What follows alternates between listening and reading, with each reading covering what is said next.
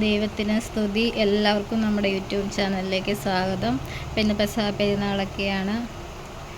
നമ്മൾ പള്ളിയിലൊക്കെ പോയി രാത്രി പെസഹയുടെ കുർബാനയൊക്കെ സ്വീകരിച്ച് തിരിച്ചെത്തി. ഇനിയിപ്പോൾ പെസഹയുടെ ഒരുക്കങ്ങളൊക്കെയാണ്. അപ്പോൾ ഇന്നത്തെ ഞങ്ങളുടെ വീട്ടിലെ പെസഹ ആഘോഷത്തെക്കുറിച്ചും ഞങ്ങൾ ചെയ്യുന്ന കാര്യങ്ങളൊക്കെ ചെയ്തുകൊണ്ടുള്ള ഒരു ചെറിയ കുഞ്ഞു വീഡിയോയാണ് ഇന്ന്. വിശുദ്ധ യോഹന്നാൻ്റെ സുവിശേഷം 6-ാം അധ്യായം അതിൻ്റെ 51-ാം വാക്യത്തിൽ നമ്മളോട് ക്രിസ്തു ഇപ്രകാരം പറയുന്നുണ്ട്: ഞാൻ സ്വർഗത്തിൽ നിന്നിറങ്ങി വന്ന ജീവനുള്ള അപ്പമാകുന്നു. ഒരുവൻ ഈ അപ്പത്തിൽ നിന്ന് ഭക്ഷിച്ചാൽ അവൻ നിത്യമായി ജീവിക്കും. ഞാൻ നൽകുന്ന അപ്പമോ ലോകത്തിൻ്റെ ജീവന് വേണ്ടി ഞാൻ നൽകുന്ന എൻ്റെ ശരീരമാകുന്നു. അപ്പോൾ യേശു നമ്മോട് പഠിപ്പിച്ചു പോയിട്ടുള്ള ഒരു കാര്യമാണ്, അവൻ്റെ ശരീരമാകുന്ന അപ്പത്തിൽ നമ്മൾ പങ്കാളികളായ നമ്മൾ നിത്യജീവൻ അവകാശികളാകുമെന്ന് അവൻ പറഞ്ഞൊരു വാക്കാണത്.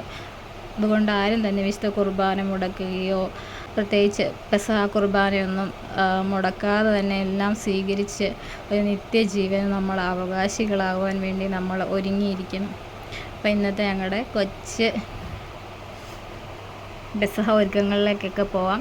രാത്രി തന്നെ നമ്മൾ പള്ളിയിൽ പോയി വന്നു. പിന്നെ നമ്മൾ വീടൊക്കെ അടിച്ച് നല്ല വൃത്തിയാക്കി എല്ലാം കഴുകിയെല്ലാം തുടച്ചിട്ടു. അമ്മയാണ് പെസഹാപ്പം ഉണ്ടാക്കുന്നത്. പാലുണ്ടാക്കുന്നത് പപ്പയാണ്.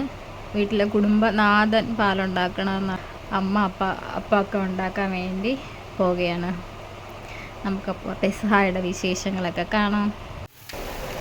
ഉഴുന്ന് വറുക്കാൻ പോവാട്ടോ. ആദ്യം ഉരുളിക്കകത്തിട്ട് ഉഴുന്ന് ഇങ്ങനെ ചെറുതായിട്ട് ഒരു ബ്രൗൺ കളറാവുന്നവരെ വറുത്തെടുക്കണം. അപ്പോൾ ഇങ്ങനെ ഉഴുന്നിൻ്റെ ഒരു നല്ലൊരു വാസന വരും. ആ സമയത്ത് നമ്മൾ ഓഫാക്കണം. അധികം വറുത്ത് പോകരുത്. ചെറുതായിട്ടൊരു ബ്രൗൺ കളറാകുമ്പോൾ അമ്മ ഇങ്ങനെ വറുത്തുകൊണ്ടിരിക്കുക. അമ്മ അത് എല്ലാം എക്സ്പ്ലെയിൻ ചെയ്ത് തരുന്നുണ്ടായിരുന്നു. പക്ഷേ പുറത്തുനിന്നുള്ള സൗണ്ടൊക്കെ കാരണം പറയുന്ന കേൾക്കാൻ പറ്റുന്നില്ല. ഇളക്കുന്ന സൗണ്ടെല്ലാം കാരണം. അതുകൊണ്ട് ഞാൻ പിന്നീട് വോയിസ് ഓവർ ചെയ്യുകയാണ്. ഇനി നമ്മൾ പെസഹാപ്പത്തിനുള്ള അരി വെള്ളത്തിലിട്ട് കുതിർത്ത് വാരി വെച്ച് പൊടിച്ച് വറുത്ത് വേറെ സെപ്പറേറ്റ് വെച്ചിട്ടുണ്ട്. ഇപ്പോൾ നല്ല ബ്രൗൺ കളറിലായിട്ടുണ്ട്. അമ്മ അത് വാങ്ങി വയ്ക്കാൻ പോകണം. നല്ലൊരു വാസന വരും. ഇപ്പം ഇങ്ങനെ പെസഹാപ്പം പുഴുങ്ങി ഒരു മണം, അതുപോലത്തെ മണം വരും. നല്ലൊരു ഉഴുന്ന് വറുക്കുമ്പോഴൊരു നല്ല സ്മെല്ല്. നമ്മളിങ്ങനെ പാലിന് വേണ്ടിയിട്ട് നമ്മൾ പാലിനകത്ത് ചേർക്കാൻ വേണ്ടി പാല് കാച്ചുമ്പോൾ, അല്ലെങ്കിൽ പാലിനൊരു വെള്ളം പോലെ ഇരിക്കുകയല്ലേ ഒന്ന് ചെറുതായിട്ടൊന്ന് കുറുകാൻ വേണ്ടി മാത്രം, ഒത്തിരി വേണ്ട. ഇതിപ്പോൾ പൊടിച്ച് വറുത്ത് വെച്ചേക്കണം കൂടിയല്ലേ? ഇത് പൊടിച്ച് വറുത്ത് വെച്ചേക്കണം. നല്ലപോലെ പൊടിച്ച് നന്നായി വറുത്ത് വെച്ചേക്കണം. ഇത്ര മതിയോ? ഇത് ധാരാളം. ഇത്രയും വേണ്ട, ഇച്ചിരി കൂടെ അതിനകത്തേക്ക് എടുത്തിടാം. എന്നാന്നറിയാം, ഒത്തിരി ആയാൽ ഒത്തിരി കുറുകിപ്പോവും. കുറുക്കുമല്ലേ ഇപ്പോൾ? ഇത് ലൂസിൽ കിടക്കണം. എന്നാൽ ഇങ്ങനെ വെള്ളം പോലെ ഇരുന്നാലും ഒരു രസമില്ല.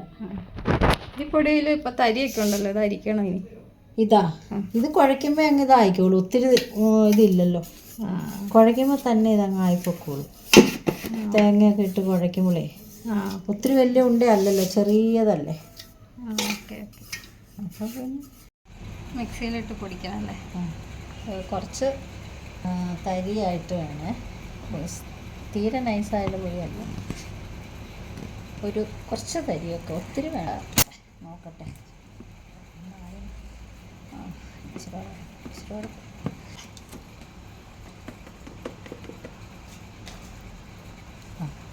കറക്റ്റ്. തൊട്ട് നോക്കിയേ, പാകമൊക്കെ അറിഞ്ഞിരിക്കും.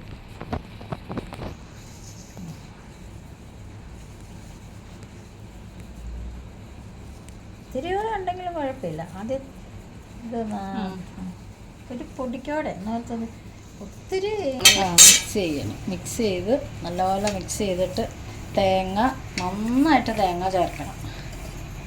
തേങ്ങ ഒതുക്കണം. മിക്സിയിലിട്ടേ ഒന്ന് ചതഞ്ഞാൽ മതി, അരയണ്ട, ഒന്ന് ചതയണം.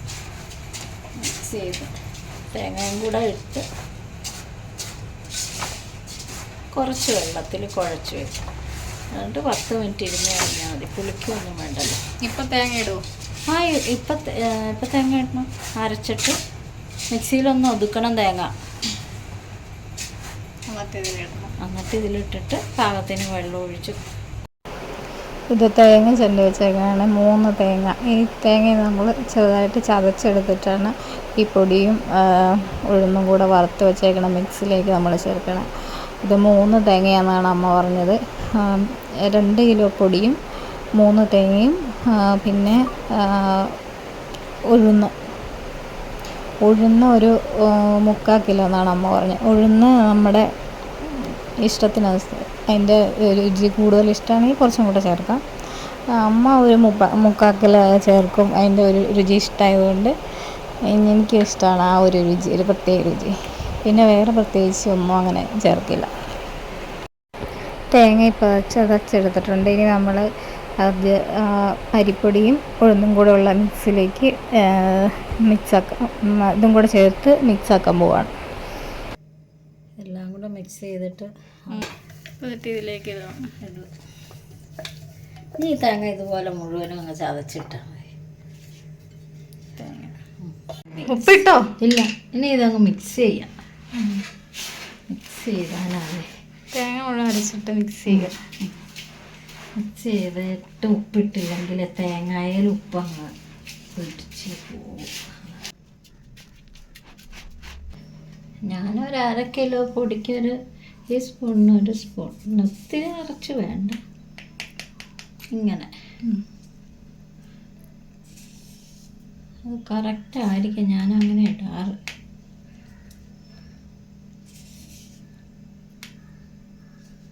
മൂന്ന് സ്പൂൺ 4 സ്പൂൺ തേങ്ങ കൂടെ അത്ര ഇട്ടില്ലേ, അതുകൊണ്ട് അത്ര മതി. ഇനി ഇല്ലെങ്കിൽ നമുക്ക് അതൊക്കെ ഉപ്പ് നോക്കരുതെന്നാണ് പറയണ അപ്പത്തിൻ്റെ. ഉപ്പ് നോക്കാൻ പാടില്ല, ഉപ്പ് നോക്കാൻ പാടില്ലെന്നാ. ഇതിന് പൊട്ടിക്കണ തേങ്ങയുടെ വെള്ളം കുടിക്കാനും പാടില്ല അല്ലേ? തേങ്ങ വെള്ളം നമ്മൾ കളയും. തേങ്ങ വെള്ളം കളയും. പിന്നെ പച്ചത്തേങ്ങ ഏറ്റവും നല്ലത്. ഉണങ്ങിയ തേങ്ങ കഴിഞ്ഞ് പച്ചത്തേങ്ങയില്ലേ, അതാണ് നല്ലത് അപ്പത്തിനൊക്കെ. പാലിനും അപ്പത്തിനും പച്ചത്തേങ്ങയാണ് നല്ലത്.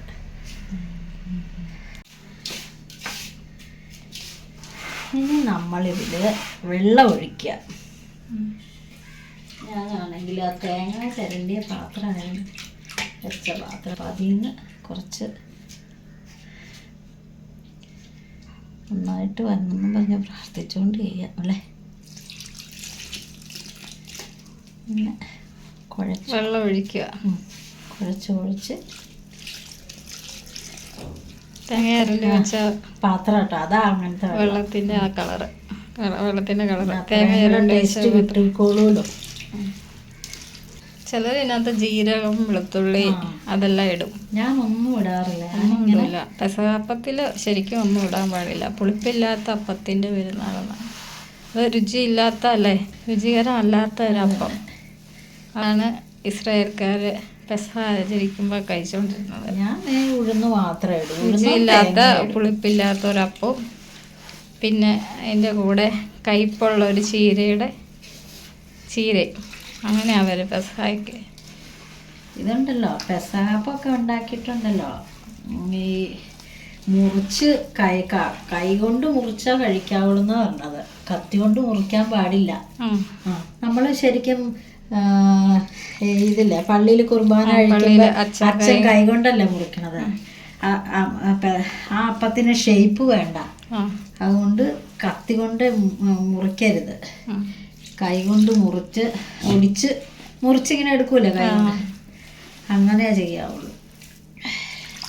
പിന്നെ അത് മുറിച്ചിട്ട് പാല് മുക്കി ഏറ്റവും ചെറിയ കൊച്ചിന് കൊടുക്കണം. വീട്ടിലെ ഏറ്റവും മൂത്ത കാരണവര് ഇത് ആദ്യം ഉണ്ടാക്കണം അപ്പം കുരിശപ്പം അല്ലേ. എന്നിട്ടത് നമ്മൾ കുരുത്തോല ഓശാനയ്ക്ക് കിട്ടുന്നത് കുരുത്തോല വെച്ച് കുരിശ് ഇട്ട് അങ്ങനെ വയ്ക്കണം.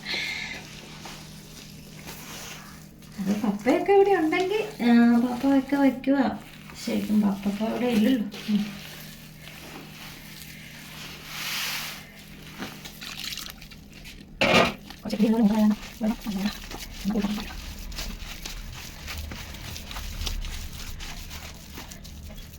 ഇതങ്ങ് നിർത്താം നമുക്ക്. ഇതാണ് അതിൻ്റെ പരുവം. ഇനി നമുക്ക് ചിലപ്പോൾ വെള്ളം ഇത് ഈ ഉഴുന്നും വറുത്തത് പൊടിയൊക്കെ നല്ലപോലെ വറുത്തതല്ലേ, ചിലപ്പോൾ അന്നേരം എങ്ങാൻ കുറുകി പോയാൽ അന്നേരം കുറച്ച് വെള്ളം ഒഴിച്ചൊന്ന് ഇതാക്കേണ്ടി വരും. അങ്ങനെ ആണെങ്കിൽ, ഇല്ലെങ്കിൽ ഇതേപോലെ തന്നെ അങ്ങ് വെച്ചാൽ മതി. ഈ അപ്പം കോരി ഒഴിക്കാൻ പോവുകയാണ്. ഇതാണ് അതിൻ്റെ പാകം. പപ്പയാണ് കോരി ഒഴിക്കേണ്ട, ആളിവിടെ ഇല്ലാത്തതിൻ്റെ പേരിലാണ് ഞാൻ കോരി ഒഴിക്കണേ.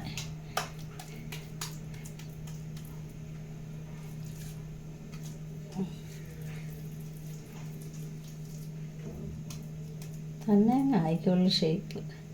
ഇത്ര മതി. ഇങ്ങനെ വെച്ചിട്ട് ഇത് നമ്മളിങ്ങനെ കുരുത്തോല വയ്ക്കുക.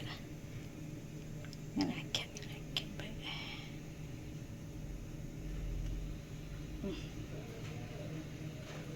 എന്നിട്ട് ഇങ്ങനെ കുരിശിൻ്റെ ആകൃതി. ഇനി എടുത്തടുപ്പത്തിട്ട് വയ്ക്കുക.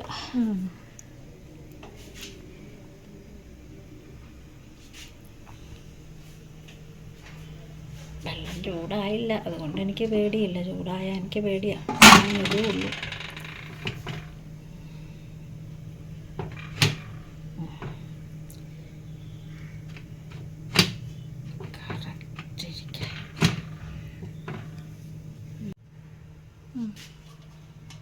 മൂടി വയ്ക്കൂല്ലേ? എത്ര മിനിറ്റ് വേവിക്കണം? ഒരു 10-15 മിനിറ്റ് വേണം ഒരപ്പം വേകാനൊക്കെ. അല്ലെങ്കിൽ ചിലപ്പോൾ വെള്ളത്തിലിടല്ലേ? അലിയിച്ചെടുത്തിട്ട് അരിച്ചെടുക്കണം. കല്ലൊക്കെ ഉണ്ടെങ്കിൽ പൊക്കോട്ടെ, കടിക്കല്ലേ. കണ്ട കല്ലും പണ്ട ഇതൊക്കെ കാണി. ശർക്കര ഉണ്ടാക്കണ ഏതാണ്ട് ഓലയോ വെള്ളത്തിൽ കിടന്ന് അലിഞ്ഞ സെറ്റായിക്കോളും. ചിരണ്ടി എടുക്കണ്ട, അല്ല ചീകി എടുക്കണ്ട. പൊട്ടിച്ചിട്ടാ നല്ലതാ, പൊട്ടിച്ചൊന്നും ഇടാം അല്ലേ? ഇനിയിപ്പോൾ വെള്ളത്തിൽ നിന്ന് എടുക്കണ്ട, വേണ്ട. ഇത്തിരി വെള്ളമായാലും മാത്രം മതി. തണുത്ത് വരുമ്പോൾ അങ്ങ് മറിച്ച് തിരിച്ച് വെച്ചാൽ മതി അല്ലേ? പിന്നെ വെള്ളം കൂടി പോയാലോ. അത് കഴിയുമ്പോൾ അതിൽ ഇച്ചിരി വെള്ളം ഉണ്ടല്ലോ, പൊടിക്കോട് ഒഴിച്ചേക്കാം അല്ലേ? മതി. ഇനി അങ്ങ് മൂടി വെച്ചേക്കാം. സെറ്റ്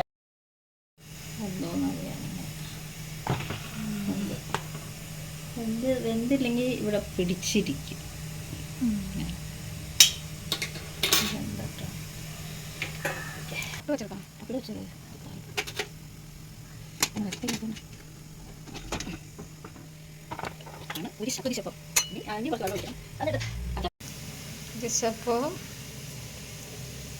അപ്പോൾ ഉണ്ടാക്കി വെച്ച് അടുത്ത അപ്പം എന്താ ഇരിക്കുന്നു അടുപ്പത്തിരിക്കുന്നു. പാല് പിഴിഞ്ഞെടുക്കുക അല്ലേ? എത്ര തേങ്ങ പാലുണ്ടാക്കണേ? 2 തേങ്ങ, 2 നല്ല പച്ച തേങ്ങ. 2 നല്ല പച്ച തേങ്ങയ്ക്ക് പാല് പിഴിഞ്ഞ് എടുക്കും. ചെറിയിട്ട് മിക്സി ഇട്ട് അടിച്ചിട്ട് നല്ലപോലെ പാല് പിഴിഞ്ഞെടുക്കും അല്ലേ? എത്ര പാല് വേണം? 1-ാം പാല്? 2-ാം പാല്. 2 പാല്. പിന്നെ വേണമെങ്കിൽ വെള്ളം ഇത് കുറവാ കുറുകി പോയെങ്കിൽ 3-ാം പാല് പിഴിഞ്ഞെടുത്ത് വെക്കണം. നമ്മൾ ചുമ്മാ ഒന്ന് വെക്കണം.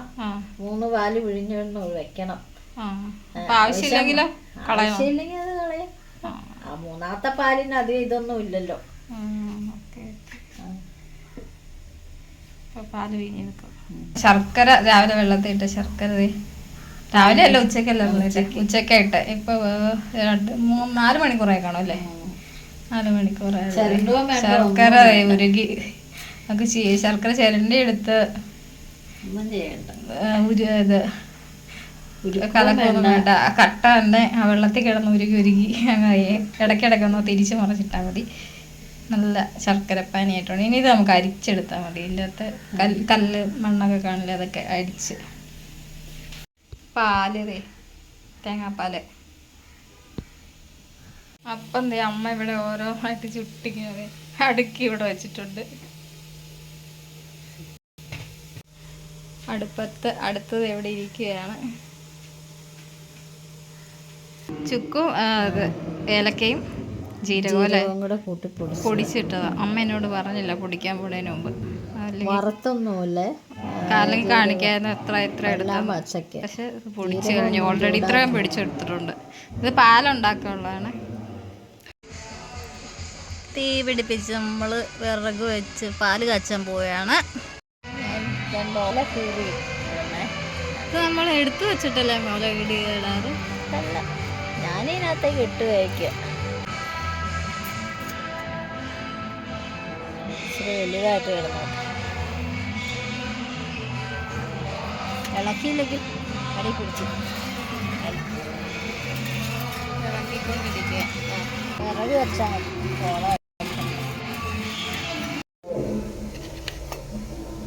നമുക്ക് ഇതിനകത്തേക്ക് കുറച്ച് വെള്ളം ഒഴിച്ച് ജസ്റ്റ് ഒന്ന് വെള്ളം ഒഴിച്ച്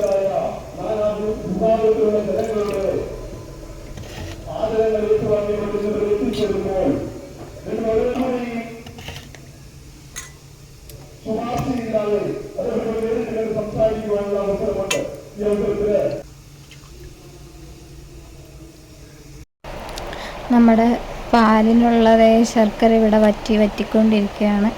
നമ്മൾ ഇതിനകത്തേക്ക് ഒഴിക്കാൻ പോകുന്ന തേങ്ങാപ്പാലാണ്. അതായത് രണ്ടാം പാൽ പിഴിഞ്ഞത് ഇതിനകത്തേക്ക് ഒഴിക്കും. അത് രണ്ടാം പാൽ ഇപ്പോൾ ഒഴിച്ചുകൊണ്ടിരിക്കുകയാണ്. അത് ഒഴിക്കുന്നതിൻ്റെ കൂടെ തന്നെ നന്നായിട്ട് ഇളക്കി കൊടുക്കുകയും ചെയ്യണം, അല്ലെങ്കിൽ ഇത് കട്ട കിട്ടും. അതുകൊണ്ട് ഇങ്ങനെ ഇളക്കിക്കൊണ്ട് അതിങ്ങനെ ഒഴിച്ചു കൊടുക്കണം. അപ്പോൾ ഇതിപ്പോൾ മുഴുവനായിട്ട് ഒഴിച്ചു കൊടുത്തു കഴിഞ്ഞ് നമുക്കിങ്ങനെ കുറച്ചുകൂടെ നന്നായിട്ട് കുറച്ച് നേരം കൂടി ഇളക്കണം. ഒരു പിഞ്ച്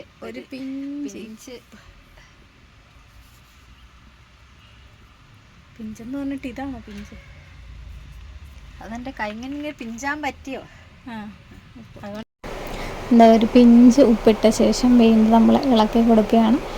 ഇനി നമ്മൾ ഒഴിക്കാൻ പോണ നമ്മൾ പൊടി നേരത്തെ എടുത്ത് കുറച്ച് വെള്ളത്തിൽ ചാലിച്ച് വെച്ചിരുന്നു, കുറുക്കി വെച്ചിരുന്നില്ല, അതാണ് ഇനി നമ്മൾ ഇതിനകത്തേക്ക് ഒഴിക്കാൻ പോകുന്നത്.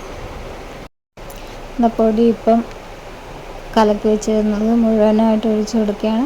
എന്നിട്ട് നന്നായിട്ട് ഇളക്കിക്കൊണ്ടിരിക്കണം, കട്ട പിടിക്കാതെ വേണ്ടി. എടുത്തു വെച്ചിരുന്നത് മുഴുവൻ ഒഴിച്ചിട്ടുണ്ട്. അതിനുശേഷം നന്നായിട്ട് ഇളക്കിക്കൊണ്ടിരിക്കണം. ഇപ്പോൾ അത് നന്നായിട്ട് കുറുകി വന്നിട്ടുണ്ട്.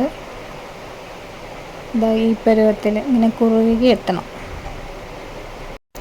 ഇനി നമ്മൾ ഒന്നാം പാൽ പിഴിഞ്ഞത് ഒഴിക്കുകയാണ്. ഒന്നാം പാൽ പിഴിഞ്ഞ് നല്ലതായിട്ട് ഇളക്കിയിട്ട് അതിന് ശേഷം ഒത്തിരി നേരം അടുപ്പത്ത് വെച്ച് തിളപ്പിക്കേണ്ട ആവശ്യമില്ല. ഒന്നാം പാൽ പിഴിഞ്ഞൊഴിച്ച ശേഷം നമ്മൾ പൊടിച്ച് വെച്ച ഏലക്കാപ്പൊടിയൊക്കെ അത് ചേർക്കണം.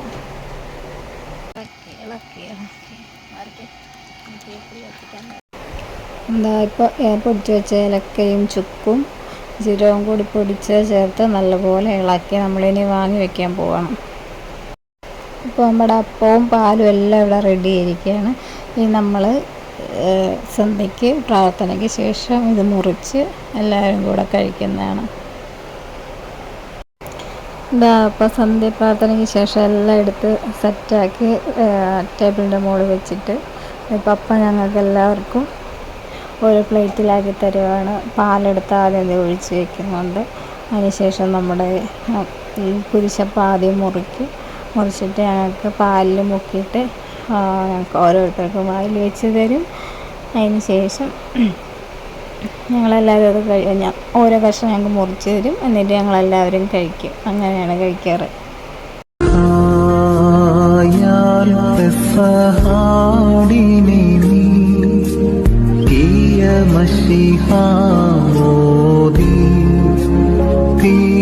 കൃപ